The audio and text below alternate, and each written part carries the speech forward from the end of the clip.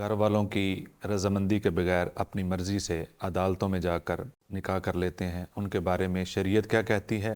अगर वली नहीं है तो निकाह नहीं होगा, कि अगर वली के बगैर निकाह हुआ तो ये ज़िना ही शुमार होगा। बाद में शर्मिंदगी और शर्मिंदगी के बाद पूरे ख़ानदान के अंदर नाक का कट जाना, अपनी इज़्ज़त खाक में मिल जाना और अपने माँ बाप की इज़्ज़त को खाक में मिला देने से बेहतर ये है कि हम पहले ही इसका सद्देबाब कर लें।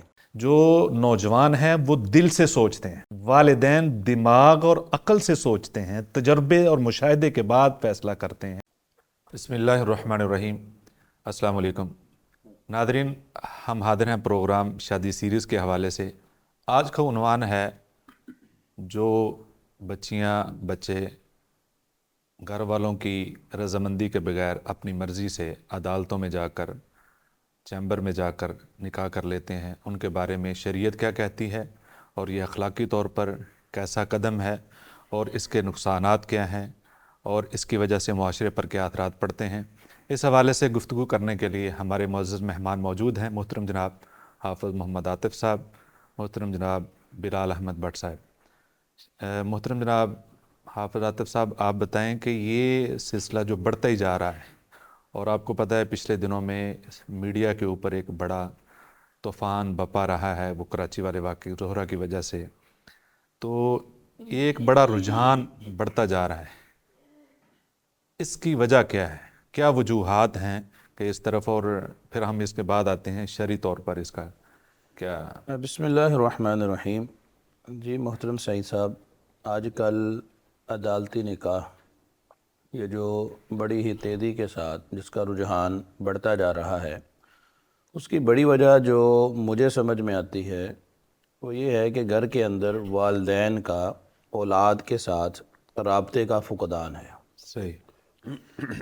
औलाद जब जवान होती है तो माँ के सबसे ज़्यादा करीब होती है, तो माँ या तो सरफ़ नज़र करती है तो या फिर राब्ते का फुक़दान होता है, जिसकी वजह से उसकी बेटी या बेटा वो अपने दुनियावी मामलात के अंदर मुब्तला होकर और सोशल मीडिया पे एक दूसरे के साथ जो ताल्लुकात पैदा होते हैं, इस वजह से अमूमी तौर पे हम ये देखते हैं कि लड़की और लड़का जिनके आपस में ताल्लुकात बनते हैं और इसकी इब्तदा वो एक तो वालिदैन की अदम तवज्जुही की वजह से होती है, और दूसरी वजह जो मुझे समझ में आती है कि लड़की और लड़के का आपस में राब्ता, और ये राब्ता पहले बातों तक होता है, बातों से बाद मुलाकातों तक चला जाता है और अक्सर औक़ात ये मामला मुलाकात से भी आगे बढ़ जाता है, जिसके नतीजे में अब उनके पास कोई और रास्ता नहीं रहता और वो यही फ़ैसला करते हैं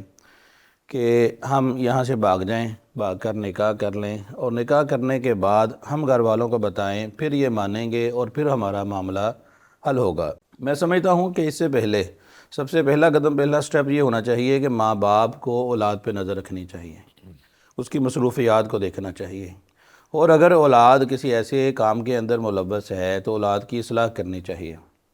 लेकिन अगर मामला वाक़ियतन इतना बढ़ चुका है तो उनको औलाद को एक एतमाद के अंदर लेने के बाद फिर आपस में देखना चाहिए कि क्या यहाँ पे मामला बनता है या नहीं बनता। तो यहाँ पे वालिदैन को चाहिए कि औलाद को समझाए, या फिर समझाने के बाद अगर मामला हल नहीं होता तो फिर उनके साथ वो उनके निकाह के बारे में सोचें। बात इसके कि अदालती निकाह हो जाए, अब उसकी शरई हैसियत तो बाद में हम डिस्कस करेंगे। निकाह हो जाने के बाद फिर अक्सर तौर पे ऐसा देखा है कि वालिदैन उन्हीं बच्चे और बच्ची का आपस में निकाह भी करवा देते हैं। तो बजाय इसके कि हम इस स्टेप तक जाएं, इससे पहले हम अपने औलाद के जज्बात को समझकर उनके जहन के मुताबिक हम अगर उनका मामला बच्चे का बच्ची का अगर आपस में तय कर दें तो मेरा ख़्याल है कि ये ज़्यादा मुनासिब नज़र आता है, बजाय इसके कि हम अदालती निकाह की तरफ जाएं, जिसकी शरई हैसियत तो वादे हो जाएगी। लेकिन इसमें बुनियादी जो मुहर्रकात नज़र आते हैं वो यही नज़र आते हैं कि लड़के का लड़की के साथ गुफ्तगू करना और गुफ्तगू से आगे फिर बातें मुलाकात तक चले जाना, और फिर ये मामला इंतहाई कदम तक पहुँचने के बाद फिर भी अगर औलाद वालिदैन को एतमाद में ले ले तो फिर भी मामला हल हो सकता है। लेकिन यहाँ पे झिझक की वजह से हम देखते हैं कि ये मामला जो है وہ عدالتی نکاح کی طرف جاتا ہے. اور عدالت میں آپ جانتے ہیں جیسے نکاح ہوتا ہے اور وہاں پہ جیسے گواہ ہوتے ہیں، گواہوں کے بارے میں اب یہ کہ کیسے ہونے چاہیے، کیا وہ گواہ جو چند روپے لے کے گواہی دے دیتے ہیں کیا ان کی گواہی کا اعتبار ہے، پھر اسی طرح عدالت کا نکاح کیا اس کا اعتبار ہے، یہ انشاءاللہ پھر ہم ڈسکس کریں گے. جی محترم جناب بٹ صاحب، آپ بتائیں. شیخ صاحب نے بتایا ہے کہ اس کے محرکات جو شروع ہوتے ہیں، ظاہر انہی چیزوں کے اندر میڈیا بھی انوالو ہے، اس کا بڑا کردار ہے جو نوجوانوں کو جس نے اس طرف لگا رکھا ہے. شرعی طور پر اس نکاح کا حکم کیا ہے؟ بسم اللہ الرحمن الرحیم. سید صاحب، رسول اللہ صلی اللہ علیہ وآلہ وسلم کی ایک تو اس بارے میں واضح حدیث ہے کہ آپ صلی اللہ علیہ وسلم نے ارشاد فرمایا کہ لا نکاح الا بولی، ولی کے بغیر نکاح نہیں ہے. بالکل. اور ایک دوسری روایت میں رسول اللہ صلی اللہ علیہ وآلہ وسلم نے 3 مرتبہ اس کے نکاح کو باطل قرار دیا ہے. یہ دونوں روایات جو ہیں وہ بالکل واضح ہیں. اب اس بارے میں آپ جانتے ہیں کہ یہ ایک اختلافی مسئلہ ہے فقہاء کے درمیان. تو اہل حدیث مکتبہ فکر کے نزدیک یہ جو لا نکاح الا بولی ہے، یہ حکم جو ہے یہ بالکل 2 ٹوک ہے. اور نکاح باطل کا مطلب یہی ہے کہ وہ نکاح نہیں ہوگا. اگر ولی نہیں ہے تو نکاح نہیں ہوگا. اور ولی سے مراد، جیسا کہ ہم اپنے پروگرام میں وضاحت کر چکے ہیں، کہ وہ والد ہوتا ہے. والد نہ ہو تو پھر کوئی قریبی ترین دادکوں میں سے، اور پھر جب وہ ختم ہوتے ہیں تو پھر نانکوں کی طرف بھی ولایت چلی جاتی ہے. اور اگر نہ ہو تو پھر سلطان ان کا ولی بن جاتا ہے. بالکل ایسا. ٹھیک ہے. اب لیکن اس میں ایک طبقہ فقہاء کا جو ہے جس میں کہ امام ابو حنیفہ رحمہ اللہ تعالی جو ہے ان کا، اور احناف جو ہیں ان کا فتویٰ یہ موجود ہے کہ وہ عدالتی نکاح کو ویسے تو یہ کہتے ہیں کہ یہ نکاح درست نہیں ہے، یہ سنت کے مطابق نکاح نہیں ہے. اس بات پہ اتفاق ہے کہ اس بات پہ اتفاق ہے کہ یہ سنت کے مطابق یہ نکاح نہیں ہے جس میں ولی موجود نہ ہو. بالکل صحیح اور سنت کے مطابق نکاح وہی ہوگا جس میں رسول اللہ صلی اللہ علیہ وسلم کی تمام باتوں کو ملوز خاطر رکھا گیا ہوگا. لیکن وہ کہتے ہیں کہ یہ نکاح بھی جو ہے یہ بھی ایک معاہدہ ہے. صحیح. ایک دوسرے کے مابین جس طرح انسان دوسرے معاہدے کرتا ہے، اسی طرح یہ بھی ایک معاہدہ ہے. تو اگر لڑکے اور لڑکی باقی تمام باتوں کا خیال رکھتے ہوئے صرف ایک ولی والی جو شرط ہے اس کو مفقود کر دیتے ہیں تو ہم یہ نہیں کہہ سکتے کہ نکاح ہوا ہی نہیں ہے. تو ہم اس نکاح کو نکاح تسلیم کریں گے، نکاح وہ ہو جائے گا. لیکن بہرحال وہ نکاح جو ہے اسے آپ یوں کہہ لیں کہ وہ کامل نہیں ہے، وہ بالکل سنت کے مطابق نہیں ہے. لیکن عقد جس طرح معاہدہ کوئی 2 بندے آپس میں طے کر لیتے ہیں، معاہدہ ہو جاتا ہے، اسی طرح وہ کہتے ہیں کہ یہ معاہدہ جو ہے یہ ہو جائے گا. اب اس اختلاف کی جو میں جو سمجھا ہوں وہ دیکھیں، ایک طبقہ تو وہ ہے جو یہ کہتا ہے کہ اگر ولی کے بغیر نکاح ہوا تو یہ زنا ہی شمار ہوگا. ٹھیک ہے. لیکن اس میں جو اعتدال کا راستہ نظر آتا ہے وہ یہی ہے کہ ہم یہی کہیں گے کہ ولی کے بغیر نکاح جو ہے یہ درست نکاح نہیں ہے. لیکن اگر کوئی لڑکا اور لڑکی عدالت سے جا کر نکاح کر لیتے ہیں تو پھر ہم اس پہ خاموشی اختیار کر جائیں گے کہ ان کا معاملہ اللہ کے سپرد ہے. اگر ہم اس کو زنا بہرحال نہیں کہیں گے. زنا کہنا جو ہے یہ بہت بڑی جسارت ہے، کیونکہ بہرحال انہوں نے ایک پروسیس کے ذریعے سے نکاح تو بہرحال کیا ہے، تو ہم اس پہ جو ہے وہ خاموشی اختیار کریں گے.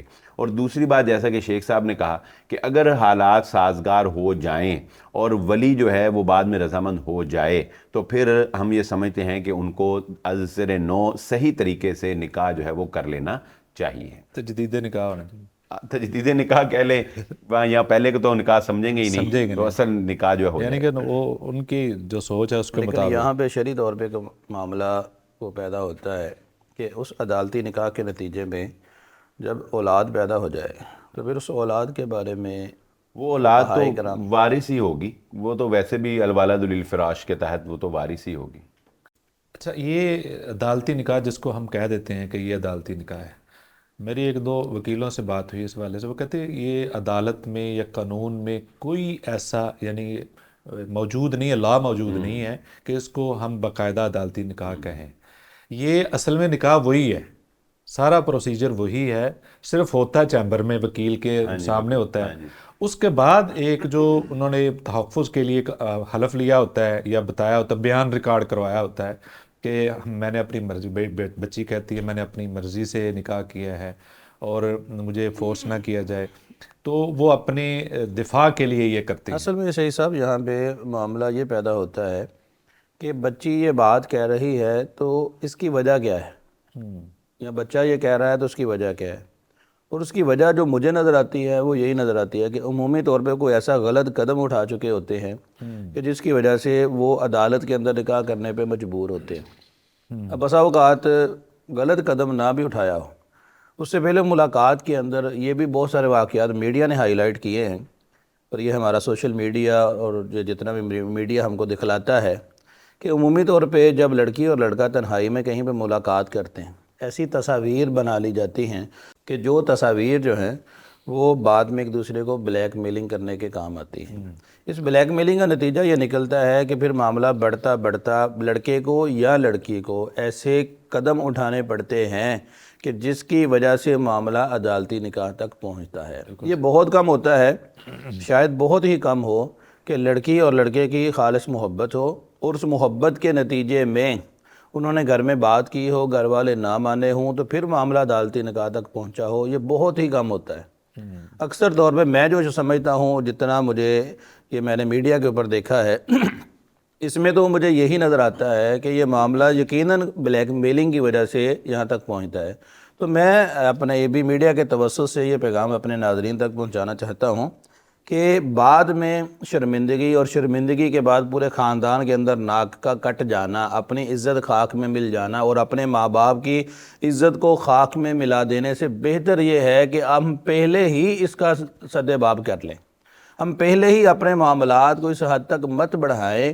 یہ سوشل میڈیا میں جہاں پہ بہت ساری سہولیات آ گئی ہیں، جہاں پہ آڈیو کال ہوتی ہے وہاں پہ ویڈیو کال ہوتی ہے، اور پھر اس ویڈیو کال کے ذریعے یہ سارے معاملات جو ہیں یہ بڑھتے ہیں.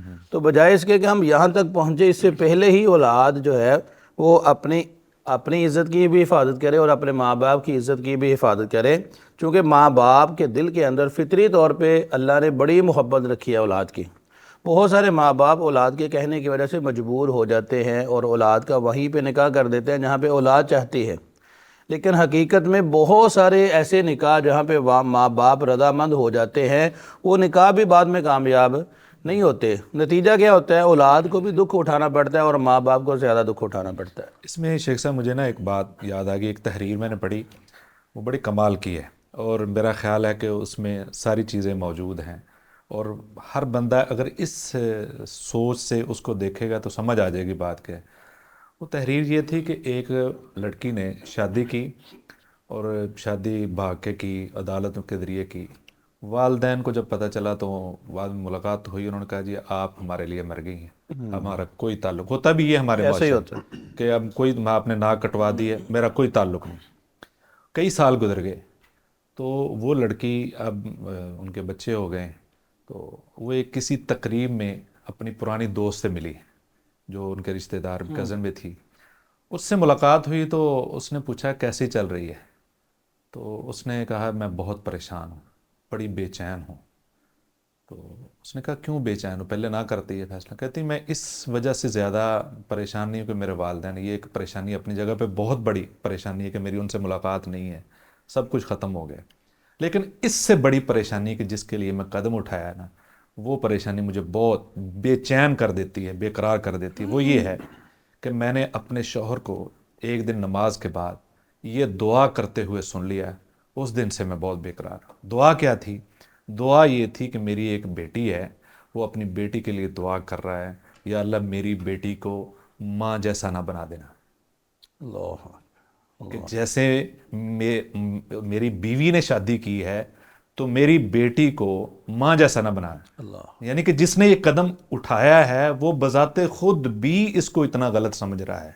لہذا نوجوانوں کو اس سے سبق لینا چاہیے کہ بعد کی جو زندگی، کیونکہ جو نوجوان ہیں وہ دل سے سوچتے ہیں، والدین دماغ اور عقل سے سوچتے ہیں، تجربے اور مشاہدے کے بعد فیصلہ کرتے ہیں. 99% والدین خیر خواہی والا فیصلہ کرتے ہیں، اللہ کے کچھ مسائل ایسے ہیں، بہت کم ہیں کہ کسی بڑے کے ساتھ شادی کر دی ہے. کوئی پسماندہ علاقے کے اندر ایسے واقعات ہوتے ہیں کہ 60 سال کا بزرگ ہوتا ہے اور 10-12 سال 13 سال کی بچی کے ساتھ. لیکن یہ بھی تو ظلم ہے نا، اس کی بھی حوصلہ شکنی کرنی چاہیے. وہ ایسے علاقے ہیں کہ وہاں جہالت بہت ہے، بہت زیادہ جہالت ہے. تو بلال صاحب یہ ایک حدیث میں یہ بھی آتا ہے نا، اعلنوا النکاح، نکاح کا اعلان کرو.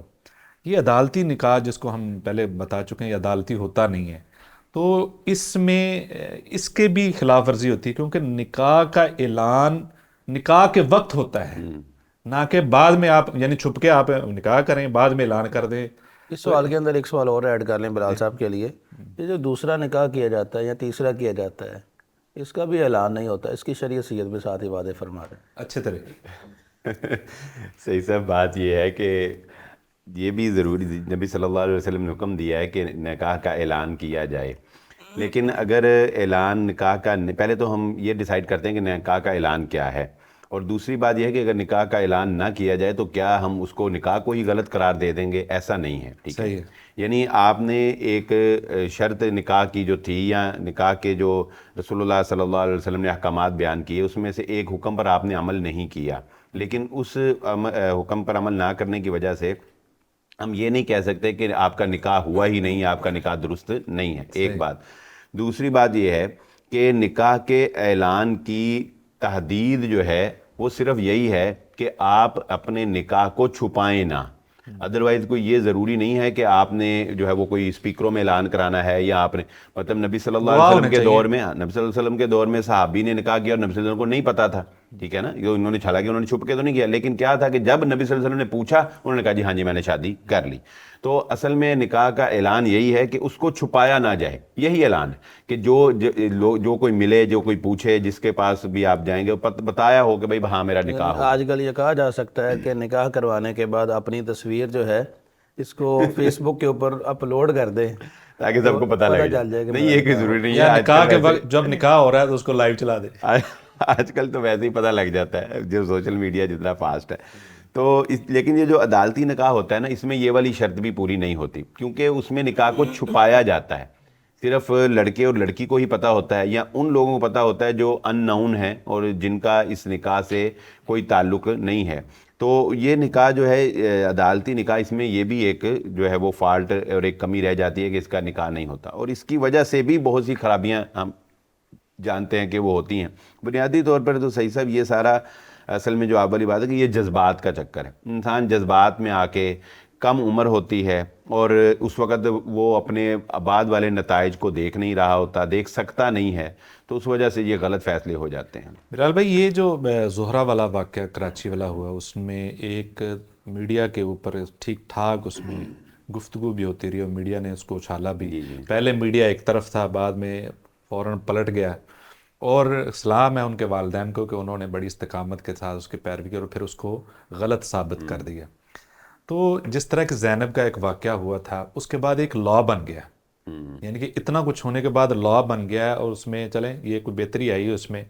اس طریقے سے یہ میڈیا کے اوپر اتنا کچھ ہوا ہے، تو لہذا اس کو بنانے، یہ جو اس کے نقصانات ہیں میڈیا نے دیکھ لیے ہیں، لوگوں نے دیکھ لیے ہیں کہ کتنے نقصانات ہیں، تو اس کو کنڈم کرنے کے لیے یا اس کو ریجیکٹ کرنے کے لیے کچھ نہ کچھ قانون. صحیح سے میں یہاں پہ نا نوجوانوں کے لیے اور بالخصوص نوجوان بیٹیوں کے لیے یہ بات کہنا چاہوں گا کہ عدالتی نکاح میں ایک بہت بڑا رسک یہ ہوتا ہے کہ جس سے آپ نکاح کرنے جا رہی ہیں، عین ممکن ہے کہ وہ محبت کے جھانسے میں ایک درندہ چھپا ہوا ہو. عین ممکن ہے کہ وہ آپ سے نکاح کرنے کے بعد آپ کے ساتھ کیا سلوک کرے. بلیک میلنگ تو ایک طرف رہ جاتی ہے نا صحیح صاحب، یہ پورے گینگ ہیں. ہو سکتا ہے وہ آپ کی دولت کے لیے آپ سے نکاح کر رہا ہو سکتا ہے کہ وہ آپ کی عزت کو نیلام کرنے کے لیے آپ سے نکاح کر رہا ہو، اور ایسا ہوتا ہے. یہ دعا زہرہ والے کیس میں یہی تو ایشو بنا تھا کہ وہ ایک گینگ جو تھا وہ نکلا، اور پھر بعد میں جو ہے خیرال اس کے باپ نے بڑی ہمت کی اور اس نے اپنی بیٹی کو بازیاب کروایا.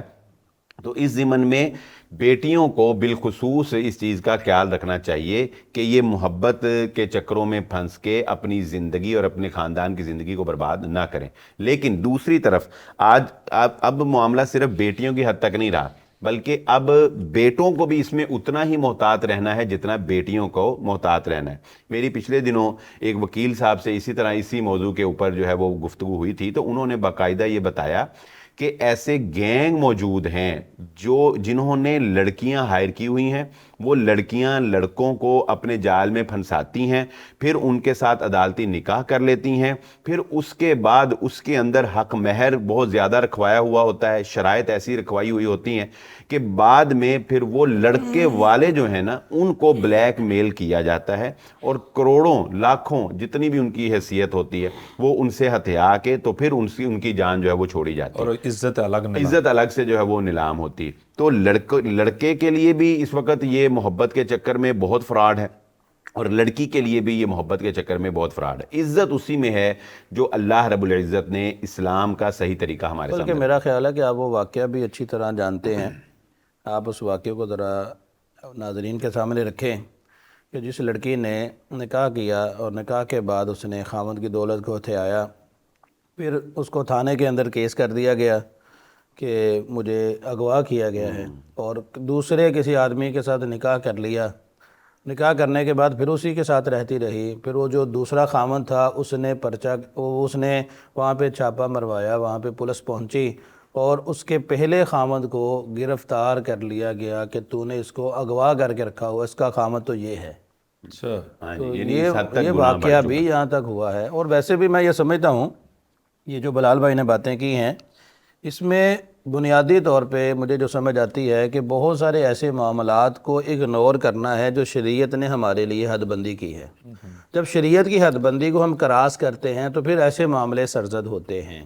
یہاں پہ میں ایک واقعہ کا تذکرہ کرنا چاہتا ہوں کہ ماں باپ ہیں، ان کی بچیاں ہیں، انہوں نے ایک لڑکے کو ایک اپنا بیٹا بنا کے گھر میں رکھا. چھوٹی سی عمر میں ساتھ رکھ لیا، محبت تھی، پیار تھا، اس بچے کے ساتھ گھر میں رکھنا شروع کر دیا. وہ گھر میں رہتا تھا، اس کی بچیاں تھیں. نتیجہ کیا ہوا کہ وہ بچی جو ہے، جو بڑی بچی تھی، اس کی کہیں پہ منگنی ہوئی تھی. اب یہ لڑکا گھر میں آتا تھا تو باتیں ان کی آپس میں میچ ہوئیں. نتیجہ یہ نکلا کہ ایک دن وہ بچی گھر سے بھاگ گئی اچھا. اور اتنا بتا کے کہ میں فلاں کے ساتھ جا رہی ہوں، تو وہ گھر سے چلی گئی. نتیجہ یہ نکلا کہ ماں باپ نے اس بچی کو ہمیشہ کے لیے خیر بات کہہ دیا.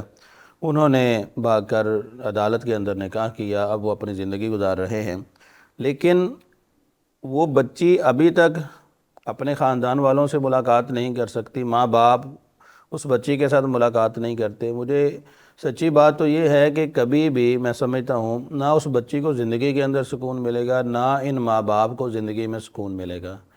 بچی کی ناک بھی کٹ گئی، ماں باپ کی ناک بھی کٹ گئی. نتیجہ کیا ہے کہ بھاگ کر جو نکاح کیا جاتا ہے یا عدالت میں کیا جاتا ہے، اس سے وہ پہلی بات کہ ہم دل کے ساتھ سوچ کر یہ فیصلہ کر لیتے ہیں، لیکن یہ چند گھڑیوں کا فیصلہ ثابت ہوتا ہے. اس کے بعد ساری زندگی صرف اپنی نہیں بلکہ آنے والے نسلوں کی زندگی بھی وہ بھی ہم خراب کر دیتے ہیں، صرف اسی وجہ سے کہ چند منٹ کے جذبات غالب آ جاتے ہیں اور ہمیشہ کے لیے اندھیرا جو ہے ہم پہ بھی، ہماری آنے والی اولادوں پہ بھی چھا جاتا ہے. اس لیے دیکھنا یہ چاہیے کہ ہم جو فیصلہ کر رہے ہیں اس فیصلے کے اثرات کیا ہیں.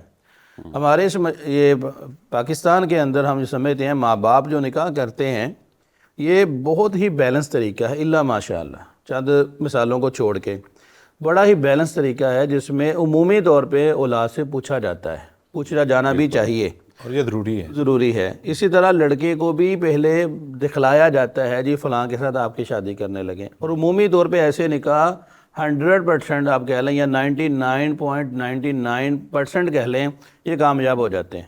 بے شک. تو یہ جتنے بھی معاملات عدالتی نکاح جتنے بھی ہیں آپ اس کی ہسٹری اٹھا کے دیکھ لیں، شاید کوئی ایک دو کامیاب ہوں. اور اس میں بھی یہ محبت کی شادی کے اندر یہ بات بھی واضح ہے. مجھے ایک دوست نے بتلایا تھا، کہتا جی محبت کی شادی کمپرومائز کے بغیر چل ہی نہیں سکتی. محبت کی شادی کمپرومائز کے بغیر چل ہی نہیں سکتی. بات وہی ہے کہ آپ سے کرتے کرتے جب تم پہ پہنچتے ہیں تو معاملہ خراب ہو جاتا ہے، پھر بریک اپ ہو جاتا ہے.